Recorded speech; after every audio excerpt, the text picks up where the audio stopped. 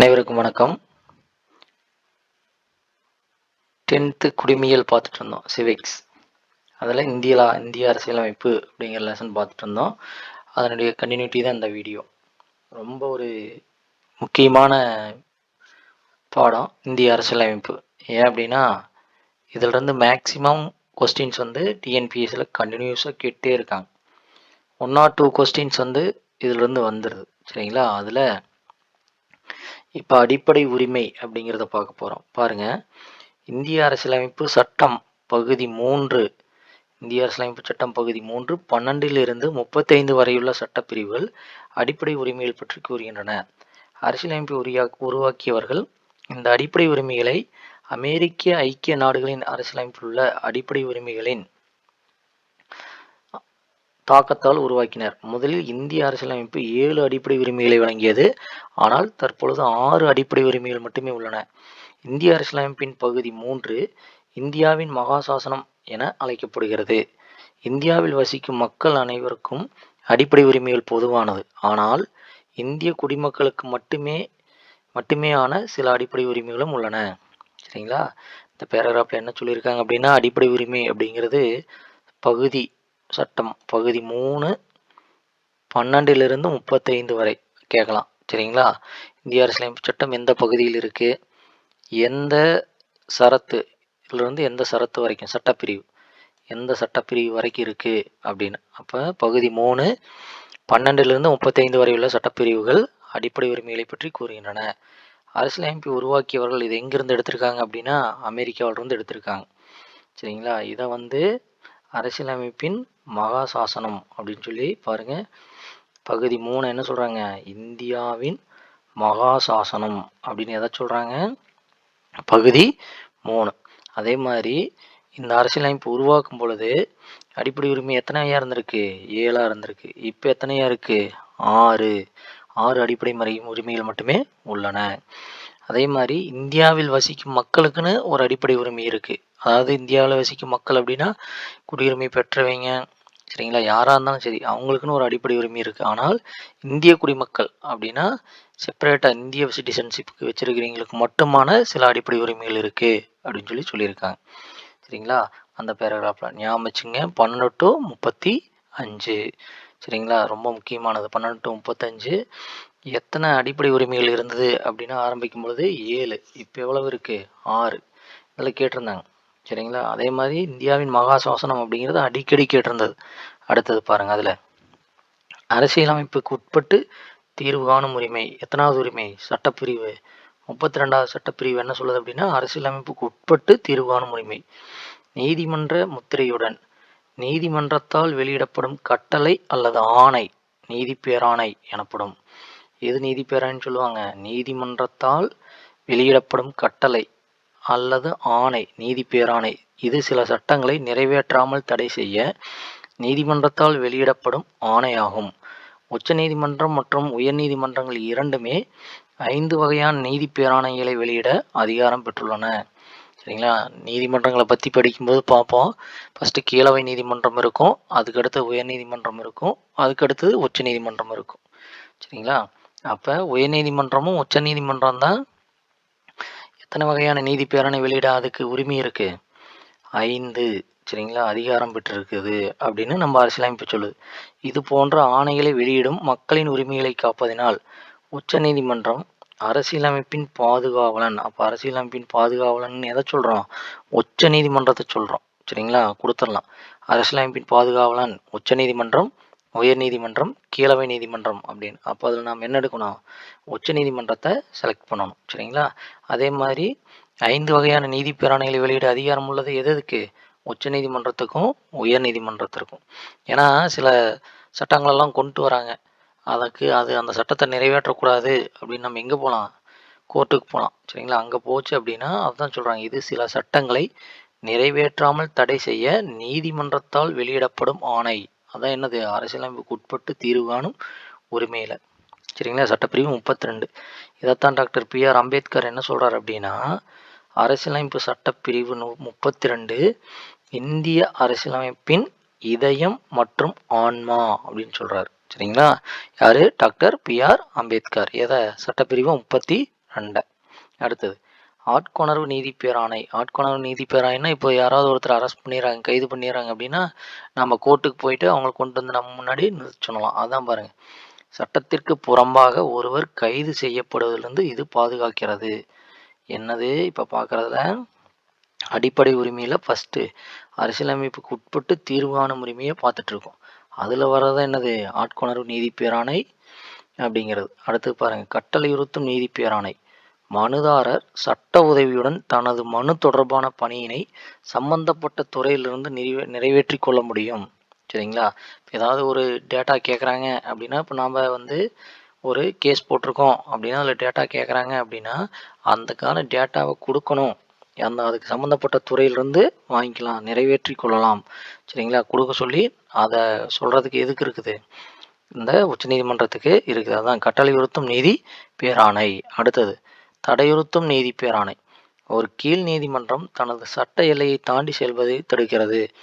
இப்போ இது ஒரு நம்ம பார்த்தா நீதிமன்றம் அப்படிங்கிறத சொன்னோமா, கீழவை நீதிமன்றம் இருக்கும், உயர் நீதிமன்றம் இருக்கும், அதே மாதிரி உச்ச நீதிமன்றம் இருக்கும். அப்போ கீழவை நீதிமன்றம் அதுக்குன்னு ஒரு குறிப்பிட்ட லிமிட் தான் இருக்குது. அதை தாண்டி ஒரு ஜட்ஜ்மெண்ட்டோ இல்லை ஆக்டிவிட்டீஸோ இருக்கக்கூடாது. அதை சொல்கிறது என்னது தடையுறுத்தும் நீதி பேராணை. ஆவண கேட்பு பேராணை.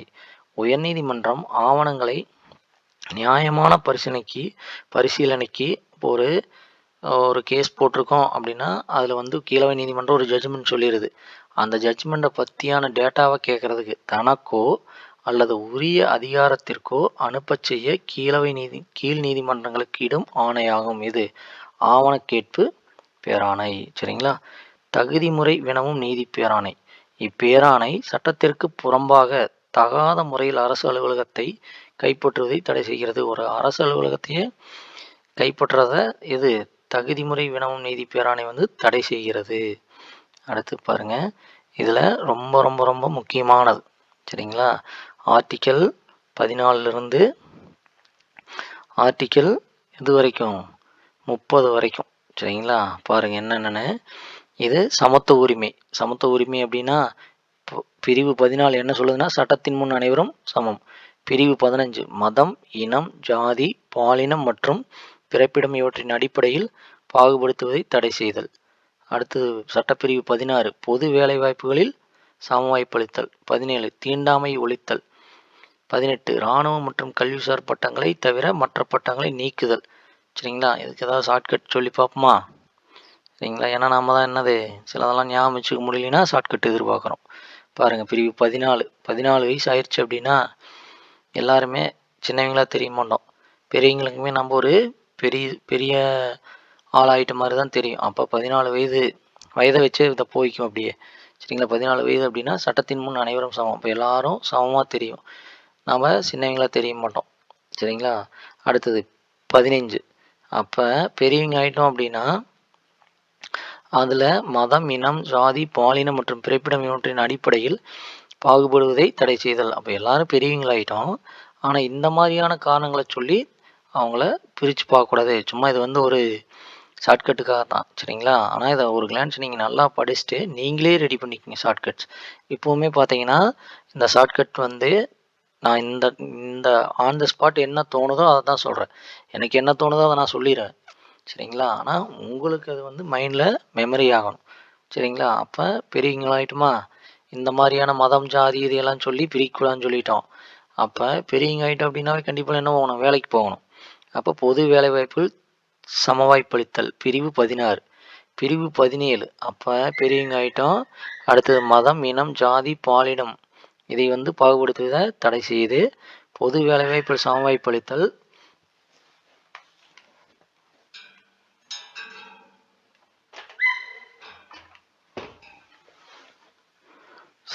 பொது வேலைவாய்ப்பில் சமவாய்ப்பளித்தல். பிரிவு 17 வந்து தீண்டாமையை ஒழித்தல். அப்போ இந்த வேலைக்கு போயிடுறான், வேலைக்கு போயிட்டு நீ ஜூனியரு நான் சீனியரு அப்படிங்கிற அந்த பாகுபாடு இருக்கக்கூடாது. அதை தீண்டாமையை ஒழித்தல். பிரிவு 18 அப்படி ஏதாவது பண்ணாங்கனாலும் நம்ம என்னது நம்மளுடைய ஹையர் ஆஃபீஸர், சரிங்களா, இராணுவம் மாதிரி இருக்கிற ஒரு ஹையர் ஆஃபீஸர்கிட்ட சொல்லி இந்த மாதிரிலாம் இருக்குது அப்படின்னு சொல்கிறது. இராணுவம் மற்றும் கல்விசார் பட்டங்களை தவிர மற்ற பட்டங்களை நீக்குதல் அப்படிங்கிறது என்னது சமத்துவ உரிமை. பிரிவு 14 சட்டத்தின் முன் அனைவரும் சமம். பிரிவு 15 மதம், இனம், ஜாதி, பாலினம் மற்றும் பிறப்பிடம் ஆகியவற்றின் அடிப்படையில் பாகுபடுவதை தடை செய்தல். பிரிவு 16 பொது வேலைவாய்ப்பில் சமவாய்ப்பளித்தல். பிரிவு 17 தீண்டாமையை ஒழித்தல். பிரிவு 18 இராணுவ மற்றும் கல்விசார் பட்டங்களை தவிர மற்ற பட்டங்களை நீக்குதல். அடுத்தது சுதந்திர உரிமை. ஃபர்ஸ்ட் பார்த்தது சமத்துவ உரிமை. சரிங்களா, அடுத்தது சுதந்திர உரிமை. அது என்ன சொல்லுதுன்னு பாருங்க. அப்போ இந்த மாதிரி எல்லாம் பண்ணிட்டோம். சரிங்களா, வேலைக்கு போயிட்டோம், அங்கே இருக்கிற பாகுபாடுகளெல்லாம் ரெக்டிஃபை பண்ணிட்டோம். அடுத்து இங்கே என்ன சொல்கிறாங்கன்னா, அந்த மாதிரி வேலையில் இருக்கும்பொழுது நம்ம என்னது பேச்சுரிமை, கருத்து தெரிவிக்கும் உரிமை, அமைதியான முறையில் கூட்டம் கூடுவதற்கு உரிமை, சங்கங்கள் அமைப்புகள் தொடங்கும் உரிமை. அப்போ வேலைக்கு போயிட்டோம்னா நம்ம உரிமையை கேட்கறதுக்கு அது என்னது பேச்சுரிமை, அமைதியான முறையில் கூட்டம் கூடுவதற்கு உரிமை, சங்கங்கள் அமைப்புகள் தொடங்கும் உரிமை, இந்திய நாட்டிற்கு விரும்பிய இடத்தில் வசிக்கும் மற்றும் தொழில் செய்யும் உரிமை. இதெல்லாம் கொடுக்கறது என்னது ஆர்டிகல் பிரிவு 19. அதுதான் சரிங்களா. அப்போ வேலைக்கு போயிட்டோம், வேலைக்கு போன அப்புறம் அங்கே ஏதாவது ஒரு சங்கங்கள்லாம் ஆரம்பிச்சிடுறது. அது வந்து நமக்கு அந்த சங்கங்கள் மூலமாக பேச்சுரிமை, கருத்து சும்மா இது வந்து என்ன சொல்கிறது ஒரு ஷார்ட்கட்டுக்காகத்தான். ஆனால் ஒரிஜினலாக இருக்கிறத நீங்கள் ஒரு டைம் படிச்சுட்டு அதை நீங்களே எப்படிலாம் ஞாபகம் வச்சுக்கலாம் அப்படின்னு வச்சுங்க. பிரிவு 20 குற்றம் சாட்டப்பட்ட அந்த மாதிரி நம்ம பாருங்கள், குற்றம் சாட்டப்பட்ட நபர்களுக்கான உரிமை மற்றும் தண்டனைகளிலிருந்து பாதுகாப்பு பெறும் உரிமை. சரிங்களா, அந்த மாதிரி நம்ம ஒரு சங்கங்களெல்லாம் அமைச்சிட்டோம் அப்படின்னா அதில் யாராவது தப்பு செஞ்சுட்டாங்க அப்படின்னாலும் பரவாயில்ல, அவங்க நம்ம ஆள் தானே, நம்ம குழுவில் ஒருத்தர் தானே, அவங்கள பார்த்துக்கலாம் அப்படின்னு சொல்லி பாதுகாப்பு பெறும் உரிமை. குற்றம் சாட்டப்பட்ட நபர்களுக்கான உரிமை மற்றும் தண்டனைகளிலிருந்து பாதுகாப்பு பெறும் உரிமை. பிரிவு 21 வாழ்க்கை மற்றும் தனிப்பட்ட சுதந்திரத்திற்கு பாதுகாப்பு பெறும் உரிமை. அப்போ வேலைக்கு போயிட்டோம், வேலைக்கு போய் இந்த மாதிரி சங்கங்கள்லாம் ஆரம்பிச்சிட்டோம், எல்லாம் பண்ணதுக்கப்புறம் அடுத்தது என்னென்னு போயிடணும், வாழ்க்கைங்கிற ஒரு வட்டத்துக்கு போயிடணும். அதுலேயே உள்பிரிவு பாருங்கள். அப்போ அந்த வாழ்க்கைக்கு போய்ட்டு அடுத்தது நம்ம குழந்தைகளெல்லாம் வந்துடும். அப்போ பிரிவு 21(7) தொடக்க கல்வி, அவங்களுக்கு எஜுகேஷன் கொடுக்கணும். சரிங்களா, அதான் தொடக்க கல்வி பெறும் உரிமை. அடுத்து பிரிவு 22 இங்கே குற்றம் சாட்டப்பட்டதாக இருந்தாலும் சில டைம் வந்து நீ போன டைம் அந்த மாதிரி தானே பண்ண. பிரிவு 22 சில வழக்குகளில் கைது செய்து தடுப்பு காவலில் வைப்பதற்கு எதிரான பாதுகாப்பு உரிமை. இல்லை நீ முன்னாடி இந்த மாதிரியெல்லாம் குற்றம் செஞ்சுருக்க, அப்போ இதை மறுபடியும் திருப்பி விசாரிக்கிறோம் அப்படிங்கிற மாதிரி பண்ணக்கூடாது. அதுக்காக சரிங்களா, சும்மா ஷார்ட்கட்டுக்காக தான்ப்பா. இதை வந்து இதனுடைய இது கிடையாது. சரிங்களா, அடுத்தது சுரண்டலுக்கு எதிரான உரிமை. பிரிவு 23 என்ன சொல்லுது பாருங்க, கட்டாய வேலை, கொத்தடிமை முறை மற்றும் மனிதத்தன்மையற்ற வியாபாரத்தை தடுத்தல். சரிங்களா, அப்போ பிரிவு 23 ஃபஸ்ட்டு வேலையில் ஜாயின் பண்ணோம், சங்கங்கள் அமைச்சோம். சரிங்களா, அடுத்து வாழ்க்கைங்கிறதுக்கு போனோம், நமக்கு குழந்தைகள் வந்தது, அதுக்கு வந்து அடிப்படை கல்விகள் கொடுத்தோம். மறுபடியும் திருப்பி அந்த வேலையை செஞ்சுட்டு இருக்கும் பொழுது ஏதாவது பிரச்சனை வந்திருந்தது அப்படின்னா அதை மறுபடியும் எடுத்து நம்மளை ஏதாவது பண்ணக்கூடாது அப்படிங்கிறதுக்காக செய்கிறது. சரிங்களா, அடுத்து பிரிவு 23 கட்டாய வேலை. இப்போ நான் 8 மணி நேரம் தான் வேலை செய்வேன், இல்லை நீ 12 மணி நேரம் வேலை செய்யணும் அப்படின்னு பண்ணக்கூடாது. அது ஒரு கொத்தடிமை முறை மாதிரி இருக்கும். அப்படிங்கிறத நம்ம ஆல்ரெடி இங்கே ஆரம்பித்த சங்கத்து மூலமாக சொல்லிடணும். அதே மாதிரி தொழிற்சாலைகள் மற்றும் ஆபத்தான இடங்களில் குழந்தை தொழிலாளர் முறையை தடுத்தல். சரிங்களா, அப்போ நம்மளுடைய குழந்தைகளாக இருக்காங்க, அவங்களே வேலைக்கு வாங்கன்னு சொல்கிறாங்க, ஆனால் நாங்களாம் கொண்டு வர மாட்டோம், ஏன்னா இது ரொம்ப ஆபத்தான இடமா இருக்குது அப்படின்னு. சரிங்களா, ஃபஸ்ட்டு வந்து நம்ம இந்த சமத்துவ உரிமையில் நான் மறுபடியும் ஒரு டைம் திருப்பி சொல்கிறேன், மொத்தமாக எல்லாம் சொல்லிவிட்டு. சரிங்களா, அப்படியே ஞாபகம் வச்சுங்க. சப்போஸ் நான் திருப்பி சொல்லும் பொழுது எதாவது மாற்றி கூட சொல்லலாம். சரிங்களா, அதனால் பார்த்தீங்கன்னா இப்போ ஆன் த ஸ்பாட் என்ன தோணுதோ அதை நான் சொல்லிகிட்டு இருக்கேன். அடுத்தது சமயச்சார்பு உரிமை. அப்போ இந்த மாதிரி வந்து ஒரு வேலைக்கு போயிட்டு அந்த கம்பெனிலேயே அங்கேயே வந்து நம்ம சில குழுக்களெல்லாம் அமைச்சோம். அதுக்கப்புறம் வந்து அந்த வேலைகள் வந்து ரொம்ப ஹெவியாக இருக்குது, நாங்கள் இவ்வளோ மணி நேரம் வேலை செய்ய மாட்டோம். அப்போ நீங்கள் வேலை செய்யலைன்னா உங்களுடைய குழந்தைகளை கூப்பிட்டு வாங்குறாங்க, இல்லை நான் இங்கேயெல்லாம் கூப்பிட்டு வர மாட்டோம், இங்கே வந்து ஒரு ஆபத்தான இடம் அப்படின்லாம் சொல்கிறது. அடுத்து சமயச்சார்பு உரிமை. இந்த மாதிரியெல்லாம் பண்ணுறாங்க. அப்போ நான் வந்து நம்ம ஏதாவது ஒரு இதை யார்கிட்டையாவது சொல்லணும், கடவுள்கிட்ட சொல்லுவோம் அப்படிங்கிறதுக்காக வர மாதிரி இந்த பாட்டை வச்சுக்குவோம். பிரிவு 25 எந்த ஒரு சமயத்தினை ஏற்கவும் பின்பற்றவும் பரப்பவும் உரிமை. அப்போ ஏதாவது ஒரு கடவுள்கிட்டையாவது சொல்லணும் அப்படிங்கிறதான் என்னது பிரிவு 25. பிரிவு 26 சமய விவரங்களை நிர்வகிக்கும் உரிமை. அந்த மாதிரி சொன்னதை நம்ம மைண்டில் வச்சுக்கிட்டே இருக்கணும்.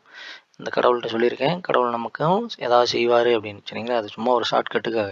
பிரிவு 27 எந்த ஒரு மதத்தை பரப்புவதற்காக வரி செலுத்துவதற்கான சுதந்திரம்.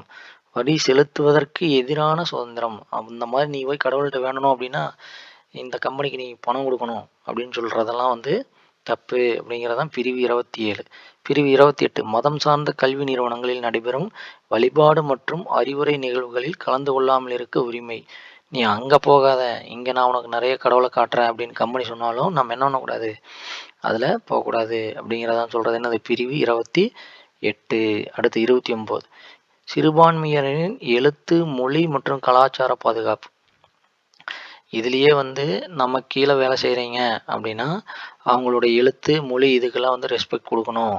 ஏன்னா நாமளும் அப்படித்தானே இருந்து வந்தோம் அப்படிங்கிறதான் பிரிவு 29. அடுத்து பிரிவு 30 அந்த மாதிரி அவங்களுக்கு வந்து நம்ம கம்பெனியினுடைய சட்டத்திட்டங்கள் தெரியல அப்படின்னா ஏதாவது ஒரு கல்வியின் மூலமாவது நிறுவி அவங்களுக்கு அதை சொல்லி கொடுக்கணும் அப்படிங்கிறத பிரிவு 30. புரிஞ்சுதா? ஒரு ஷார்ட்கட்டுக்காக சொன்னேன், மறுபடியும் பாருங்கள். பிரிவு 14 என்ன சொல்லுதுன்னா சட்டத்தின் முன் அனைவரும் சமம். சரிங்களா? நம்ம பெரியவங்க ஆகிட்டோம், 14 வயசு ஆயிடுச்சுனாவே நம்ம பெரியவங்க ஆகிட்டோம்.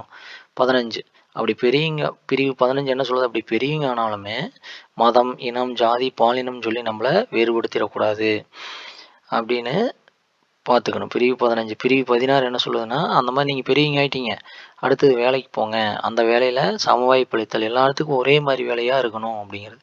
பிரிவு 17 தீண்டாமை ஒழித்தல். அந்த வேலையிலையுமே நீ வந்து சீனியர் நான் ஜூனியர், சரிங்களா, நீ முன்னாடி வந்தவன் நான் பின்னாடி வந்தவன் அப்படிங்கிறத ஒழிச்சிடணும். பிரிவு 18 என்ன சொல்லுது அப்படின்னா இல்லை அந்த மாதிரி பிரச்சனைகள் மறுபடியும் திருப்பி வருது அப்படின்னா நம்ம என்ன சொல்லணும், நம்ம கம்பெனியில் இருக்கிற நம்மளுடைய ஹையர் ஆஃபீஸர்கிட்ட இராணுவம் மாதிரி இருக்கிற ஹையர் ஆஃபீஸர்கிட்ட சொல்லி அதையெல்லாம் நாம் நீக்கிடணும், அந்த பிரச்சனைகள்லாம் நீக்கிடணும்.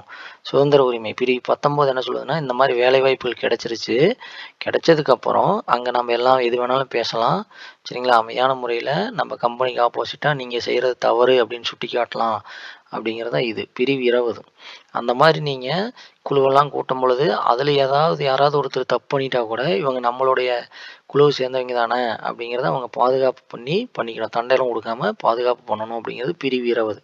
பிரிவு 21 அப்போ வேலைக்கெல்லாம் போயிட்டோம், அடுத்தது வாழ்க்கைங்கிற அந்த சர்க்கிள்குள்ளே வந்துடணும் அப்படிங்கிறது பிரிவு 21. பிரிவு 21 என்ன சொல்லுது அப்படின்னா நமக்கு அந்த மாதிரி வாழ்க்கைக்கு போயிட்டோம் அப்படின்னா நமக்கும் குழந்தைகளெல்லாம் வரும், அவங்கள படிக்க வைக்கணும் அப்படிங்கிற தொடக்க கல்வி. பிரிவு 22 முன்னாடி நீங்கள் அந்த குழுவில் இருக்கும் பொழுது சில தவறுகள்லாம் செஞ்சீங்க அப்படின்னாலும் மறுபடியும் திருப்பி வந்து நம்மளை வந்து காவல் எடுக்கிறக்கோ விசாரிக்கிறக்கோ விசாரிக்காமல் இருக்கிறதுக்கு பாதுகாப்பு தரதான் என்னது பிரிவு 22. அடுத்தது பிரிவு 23, சரிங்களா, அதாவது சுரண்டலுக்கு எதிரான உரிமையில் அப்படி அந்த மாதிரி வேலை செஞ்சாலும் தொடர்ந்து நீங்கள் 8 மணி நேரம் வேலை செய்யுங்க, 8 மணி நேரம் தான் வேலை, ஆனால் நீங்கள் 12 மணி நேரம் வேலை செய்யணும், கட்டாயமாக வேலை செய்யணும், கொத்தடிமை மாதிரி வேலை செய்யணும் அப்படிங்கிறதெல்லாம் தடுக்கிறது பிரிவு 23. சரி அப்படி உங்களால் செய்ய முடியல அப்படின்னா உங்களுடைய குழந்தைகளை கூப்பிட்டு வாங்க அப்படிங்கிறது பிரிவு 24. இல்லை இது ரொம்ப ஆபத்தான இடம், இங்கெல்லாம் நான் கூட்டிகிட்டு வர மாட்டேன் அப்படின்னு சொல்கிறது பிரிவு 24. அடுத்தது சமயச்சார்பு உரிமையில் பிரிவு 25. அப்போ இந்த மாதிரியான பிரச்சனைகளெல்லாம் நம்ம என்ன பண்ணணும், ஏதாவது ஒரு மதத்தை சார்ந்த கடவுள்கிட்ட நம்ம சொல்லி பண்ணணும் அப்படிங்கிறதான் பிரிவு 25. பிரிவு 26 அந்த மாதிரி கடவுள்கிட்ட சொன்னதும் அப்படிங்கிறத நம்ம நிர்வகிச்சுட்டு வரணும், இதெல்லாம் சொல்லியிருக்கோம் அப்படிங்கிறது. பிரிவு 27 அதே மாதிரி இந்த மாதிரி நீங்கள் வந்து ஏதாவது ஒரு மதத்துக்கிட்ட போய் சொல்லக்கூடாது, எங்ககிட்ட சொல்லணும், அப்போ அதுக்கு வரி கொடுங்க அப்படின்னு சொல்கிறத தடுக்கிறது பிரிவு 28. சரிங்களா, அது மதம் சார்ந்த கல்வி நிறுவனங்கள் நடைபெறும் வழிபாடு மற்றும் அறிவுரை நிகழ்வுகளில் கலந்து கொள்ளாமல் இருக்க உரிமை. சரிங்களா, என்ன அப்படின்னா எல்லாருமே வந்து அந்த மாதிரி போய் ஏதாவது ஒரு கடவுள்கிட்ட சொல்லணுங்கிறது இல்லை, நான் சொல்ல மாட்டேன் அப்படின்னு ஒரு சிலர் வந்து தள்ளி இருக்கிறதுக்கான உரிமை. அந்த மாதிரி தள்ளி இருக்கிறவங்க யார் அப்படின்னா சிறுபான்மையினர் அப்படின்னு வச்சுக்குவோம். அவங்களுக்கு அப்படி தள்ளி இருந்தாலும் அவங்க நம்மளுடைய ஆட்கள் தான், அவங்களுக்குடைய எழுத்து மொழி இதையெல்லாம் வந்து அவங்க ஏதாவது ஒன்று சொன்னாங்க அப்படின்னா அதை அப்படியே கேட்கணும், அதையும் வந்து நம்ம அவங்களுடைய கல்ச்சர் எது, அவங்களுடைய கேரக்டர் எது அப்படின்னு சொல்லி அதை பாதுகாக்கணும். அப்படியே அவங்களுக்கு அது தெரில அப்படின்னாலும் அவங்களுக்கு இன்னும் நம்மளுடைய மொழிகளை சொல்லித்தரதுக்கு என்ன பண்ணணும், இப்போ சில ஸ்கூல்ஸு காலேஜ் அந்த மாதிரி நிறுவி அதை சொல்லிக் கொடுக்கணும் அப்படிங்கிறது பிரிவு 30. புரிஞ்சிருக்குன்னு நினைக்கிறேன். ஒரு டைம் படித்து பார்த்துட்டு நம்ம சொன்னதை அப்படியே பார்த்தீங்கன்னா அப்படின்னா புரியும். அடுத்தது 6 அரசியலமைப்புக்கு உட்பட்டு தீர்வு காணும் முறை. பிரிவு 32 தனிப்பட்டவரின் அடிப்படை உரிமையில் பாதிக்கும் போது நீதிமன்றத்தை அணுகி உரிமை பெறுதல். இந்த மேலே இருக்கிற அடிப்படை உரிமைகள் இருக்குல்ல, இதில் ஏதாவது ஒரு பாதிப்பு வந்தது அப்படின்னா அது நீதிமன்றத்துக்கு போய் நம்ம அதை எனக்கு இந்த மாதிரி அடிப்படை உரிமையில் பாதிக்கப்பட்டுருச்சு, அதை நீங்கள் பாதுகாப்பு தரணும் அப்படின்னு நீதிமன்றத்திட்ட போய் பாதுகாப்பு கேட்கலாம். சரிங்களா? அடுத்து உங்களுக்கு தெரியுமா 1978ஆம் ஆண்டு 44வது அரசியலமைப்பு சட்ட திருத்தத்தின்படி அடிப்படை உரிமைகள் பட்டியலிருந்து சொத்துரிமை நீக்கப்பட்டது. அப்போ பிரிவு 31லேருந்து நீக்கியிருக்காங்க. என்னதை 1978ஆம் ஆண்டு 44வது அரசியலமைப்பு சட்ட திருத்தத்தின்படி அடிப்படை உரிமை பட்டியலிலிருந்து சொத்துரிமை அப்படிங்கிறது ஒன்று இருந்திருக்கு, அதை நீக்கிட்டாங்க. சரிங்களா? ஏன் இப்போ நம்ம முன்னாடி பார்த்தது புரியுதா? அடிப்படை உரிமைகள் மொத்தம் 7 இருந்தது, இப்போ 6 தான் இருக்குது அப்படின்னு சொல்லியிருக்காங்க. ஏன் 6 தான் இருக்குது? 7 இருந்தது 7ஆவதாக இருந்தது அடிப்படை சொத்துரிமையை என்ன பண்ணிட்டாங்க, நீக்கிட்டாங்க. இது அப்போ நீக்கினது எங்கே இருக்குது அப்படின்னா, இது இந்திய அரசியலமைப்பு சட்டம் பகுதி 12 பிரிவு 300A கீழ் ஒரு சட்ட உரிமையாக வைக்கப்பட்டுள்ளது. அங்கே கொண்டு வச்சுட்டாங்க. இங்கேருந்து கடைசியாக கொண்டு போய் வச்சுட்டாங்க. சரிங்களா? எங்கே 3 எப்படி சொல்கிறாங்க, 3 திசை தாண்டி சரிங்களா கொண்டு போய் வச்சுட்டாங்க அப்படின்னு. அப்போ 12 பிரிவு 300A கீழ் ஒரு சட்ட உரிமையாக வைக்கப்பட்டுள்ளது. சரிங்களா? அடுத்து பாருங்கள், அடிப்படை உரிமைகளை நிறுத்தி வைத்தல். அதாவது இந்த மாதிரியான அடிப்படை உரிமைகள் இருந்தாலும் அதை நிறுத்தி வைக்கிறது எப்படின்னா, இந்திய அரசியலமைப்பு சட்டப்பிரிவு 352 கீழ் குடியரசுத் தலைவரால் அவசர நிலை அறிவிக்கும் பொழுது இந்திய அரசியலமைப்பு சட்டப்பிரிவு 19 கீழ் உத்தரவாதம் அளிக்கப்பட்ட சுதந்திரம் தாமாகவே நிறுத்தப்படும். சரிங்களா? 19 என்னன்னு பார்த்தோம்? 19 பாருங்க, பேச்சுரிமை, கருத்து தெரிவிக்கும் உரிமை. அப்போ ஒரு அவசர நிலை அனௌன்ஸ்மெண்ட் பண்ணியிருக்காங்க, எமர்ஜென்சி டிக்ளேர் பண்ணியிருக்காங்க. அந்த டைமில் போயிட்டு நம்ம அதை இதையும் பேசிகிட்டு இருக்கக்கூடாது. அதுக்கு தான் என்ன அப்படின்னா 19 கீழ் உத்தரவாதம் அளிக்கப்பட்ட சுதந்திரம் தாமாக நிறுத்தப்படுகிறது. மற்ற அடிப்படை உரிமைகளையும் அது தானாகவே நின்றுடும். அதாவது எதை வேணாலும் பேசலாம், எங்கே வேணாலும் கூடலாம் அப்படிங்கிறது தானாகவே ஸ்டாப் ஆயிரும். மற்ற அடிப்படை உரிமைகளுமே குடியரசுத் தலைவர் சில குறிப்பிட்ட ஆணைகளை பிறப்பிப்பதன் மூலம் தடை செய்யலாம். சரிங்களா? இந்த மாதிரி பண்ணாதீங்க அப்படின்னு குடியரசுத் தலைவர் சொன்னார் அப்படின்னா மித்த அடிப்படை உரிமைகளுமே சரிங்களா அதை என்ன பண்ணலாம், தடை செய்யலாம். குடியரசுத் தலைவரின் இந்த ஆணைகள் நாடாளுமன்றத்தால் கட்டாயம் அங்கீகரிக்கப்பட வேண்டும். அந்த மாதிரி குடியரசுத் தலைவர் இண்டிவிஜுவலாக பண்ணிட முடியாது. அந்த மாதிரி பண்ணுறதும் என்ன பண்ணணும், நாடாளுமன்றம். சரிங்களா? அதை அதை அக்செப்ட் பண்ணிக்கணும், அங்கீகரிக்கப்பட வேண்டும். அரசு நெறிமுறைப்படுத்தும் கோட்பாடு. அரசு நெறிமுறைப்படுத்தும் கோட்பாடுகள் இந்திய அரசியலமைப்பு சட்டம் பகுதி 4 சட்டப்பிரிவு 36லிருந்து 51 வரை தரப்பட்டுள்ளது. அப்போ அரசு நெறிமுறைப்படுத்தும் கோட்பாடு சட்டம் பகுதி 4 சட்டப்பிரிவு 36லிருந்து 51 வரை தரப்பட்டுள்ளது. சரிங்களா? அது என்னது, அரசியலமைப்பு சட்டம் வழிகாட்டு நெறிமுறைகளுக்காக தனியாக எந்த ஒரு வழிபாட்டியையும் கொண்டிருக்கவில்லை. இருப்பினும் பொருளடக்கம் மற்றும் வழிகாட்டுதல் அடிப்படையில் அவை 3 பெரும் பிரிவுகளாக பிரிக்கப்பட்டுள்ளன. என்னென்ன? சமதர்ம, காந்திய மற்றும் தாராள அறிவு சார்ந்தவை என்று பிரிக்கப்பட்டுள்ளது. இப்போ எப்படி பிரிச்சிருக்காங்க அப்படின்னு கூட கேட்கலாம். சரிங்களா? இந்த கொள்கைகளை நீதிமன்றத்தால் வலுக்கட்டாயமாக செயல்படுத்த முடியாது. நீதிமன்றம் போலான்னு சொன்னோம்ல, அது மாதிரி கூட போய் பண்ண முடியாது. ஆனால் இவை ஒரு நாட்டினை நிர்வகிக்க அவசியமானவை. சமுதாய நலனை மக்களுக்காக தருவதே இதன் நோக்கமாகும். இந்த இந்திய அரசியலமைப்பின் புதுமையான சிறப்பம்சம் என டாக்டர் B.R. அம்பேத்கர் இதனை விவரிக்கிறார். எதைய? அரசு நெறிமுறைப்படுத்தும் கோட்பாடு. அப்போ அரசு நெறிமுறைப்படுத்தும் கோட்பாடை B.R. அம்பேத்கர் என்ன சொல்றாரு, புதுமையான சிறப்பம்சம் அப்படின்னு சொல்றாரு. சரிங்களா? இவரே தான் இங்க என்ன சொன்னாரு, அதாவது இங்க என்ன சொல்லியிருக்காரு, சட்டப்பிரிவு 32 இந்திய அரசியலமைப்பின் இதயம் மற்றும் ஆன்மான்னு சொல்லியிருக்கார். அதே மாதிரி இங்கே என்ன சொல்லியிருக்காரு அப்படின்னா, அதாவது புதுமையான சிறப்பம்சம் அப்படின்னு சொல்லியிருக்கார். அப்போ அடிப்படை உரிமைக்கும் அரசு நெறிமுறைப்படுத்தும்க்கான வேறுபாடுகள் இவை. இங்கே பாருங்கள், அரசு நெறிமுறைப்படுத்தும் கோட்பாடு இது எங்கிருந்து எடுத்தது அப்படின்னு சொல்ல, ஆனால் இந்த பாக்ஸில் அதை கொடுத்துருக்கான். என்னன்னு பாருங்கள், அடிப்படை உரிமை எங்கிருந்து எடுத்தாங்க, அமெரிக்காவில் இருந்து. அரசு நெறிமுறைக்கு உட்படுத்தும் கோட்பாடு அயர்லாந்து. சரிங்களா? அரசு அயர்லாந்து. அரசாங்கத்தில் கூட இந்த உரிமையை சுருக்கவோ நீக்கவோ முடியாது, எதை, அடிப்படை உரிமையை. அதே அரசு நெறிமுறைப்படுத்தும் கோட்பாடு இவை அரசுக்கு வெறும் அறிவுறுத்தல்களாகவே இருக்கும். அடுத்து இவை நீதிமன்ற சட்டத்தால் செயல்படுத்த முடியும். அடிப்படை உரிமை பாதிக்கப்படுச்சுன்னா நம்ம நீதிமன்றத்திட்ட போய் என்ன பண்ணலாம், கேட்கலாம். எனக்கு இந்த மாதிரி அடிப்படை உரிமை ஸ்டாப் ஆயிடுச்சு அதை நீங்கள் ரெடி பண்ணி தரணும். ஆனால் இது வந்து எந்த ஒரு நீதிமன்றத்திலையும் போய் கேட்க முடியாது. எதை? அரசு நெறிமுறைப்படுத்தும் கோட்பாடு. அடுத்தது, இவை சட்ட ஒப்புதலை பெற்றவை. எது? அடிப்படை கடமைகள். இவை தார்மீக மற்றும் அரசியல் ஒப்புதலை பெற்றவை. இந்த உரிமைகள் நாட்டின் அரசியல் ஜனநாயகத்தை வலுப்படுத்துகிறது. இந்த கொள்கைகளை செயல்படுத்தும் பொழுது சமுதாயம் மற்றும் பொருளாதார ஜனநாயகம் உறுதியாகிறது. அடுத்து பாருங்க, ஒரு பாக்ஸில் கொடுத்துருக்காங்க. 2002ஆம் ஆண்டு மேற்கொள்ளப்பட்ட 86வது அரசியலமைப்பு சட்ட திருத்தின்படி இந்திய அரசியலமைப்பின் பிரிவு 45 திருத்தப்பட்டு பிரிவு 21A கீழ் தொடக்க கல்வி அடிப்படை உரிமையாக சேர்க்கப்பட்டது. எப்போ சேர்க்கப்பட்டது தொடக்க கல்வி அடிப்படை உரிமையா? 2002ஆம் ஆண்டு. அது எந்த அரசியலமைப்பு சட்ட திருத்தம்? 86வது அரசியலமைப்பு சட்ட திருத்தின்படி பிரிவு 45 திருத்தப்பட்டு அதை எங்கோண்டி வச்சுட்டாங்க? 21A. நம்ம தான் பார்த்தோம்ல, வாழ்க்கைக்குள்ளே வந்துடும். வாழ்க்கைக்குள்ளே வந்ததுக்கப்புறம் நமக்கு குழந்தைகள் வந்துடும். அந்த குழந்தைகளுக்கு வந்து அடிப்படை கல்வி கொடுக்கணும்னு பாருங்கள், தொடக்க கல்வி பெரும் உரிமை. இதுதான் 21A கொண்டாந்து வச்சுட்டாங்க. எப்போ? 21 தான் இருந்திருக்கு. 21Aங்கிறது எப்போ கொண்டாந்து வச்சாங்க அப்படின்னா, எப்போ கொண்டாந்து வச்சாங்க அப்படின்னா 2002ல். அதாவது மாநில அரசுகள் முன்பருவ மழலையர் கல்வி 6 வயது வரையுள்ள குழந்தைகளுக்கு வழங்க வேண்டும். அதாவது அடிப்படை கல்வி வழங்க வேண்டும் அப்படிங்கிறது.